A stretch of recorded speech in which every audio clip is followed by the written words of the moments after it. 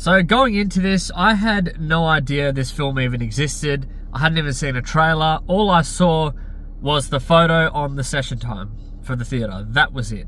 The movie's called Baghead. And going into it, I was like, surely the movie isn't about a bag and a head. Like, it can't be that simple, but it literally is.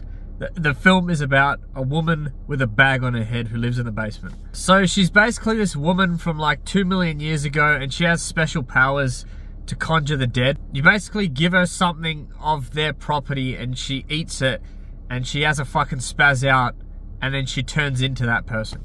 But then she tried to escape these people 2 million years ago, and they basically banished her and locked her underground behind bricks or some shit like that. Then they built a pub on top of it, and the main character, her dad, owned the house / pub, and of course she acquires it. So the biggest problem I had with this film, and it's like this with 9 out of 10 horror films, it's just so tropey.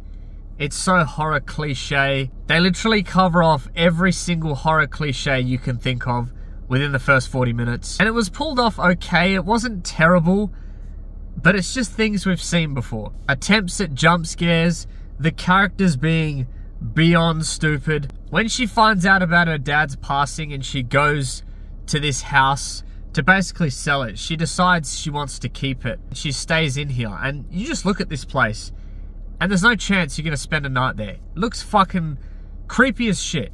Anyway, she stays there. She discovers the woman with the bag on her head in the basement, sees she's got these mythical powers, and basically this one guy comes and wants to see his wife desperately. So he offers them $2 grand, right? And he goes, I'll give you another 2 if I come back tomorrow and can do it again. And her best friend comes to pull her out of this situation, basically saying, let's get the fuck out of here. And of course, the main character, oh, we've got college debts to pay. Let's just stay here and do it a few more times. Like, the characters in all horror movies, 9 out of 10 horror movies, are just written so dumb, and it's basically the same here. So although the horror movie formula was followed to a T here, the actual story that's trying to be told, at the start, it was non-existent. It was just this woman with the bag on her head. But then you find out about why she's down there. That was sort of interesting, still didn't really care.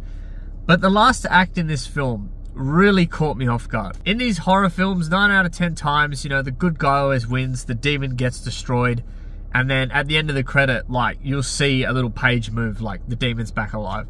But this one here, the ending, totally caught me off guard. I did not expect it at all. There's characters in here that you think are going to be safe throughout and obviously make it. There's also characters in here that you don't expect any wrongdoing from, but then at the end you actually learn their real motives, and it's actually wild, and you really see a different side of these characters. And the ending of the film basically sums up the whole movie in about 30 seconds, and how what you've been seeing isn't actually what's been going on. There's been sort of a plan the whole time from this demon. So to sum up, this is a pretty standard horror film. It wasn't terrible, it wasn't great.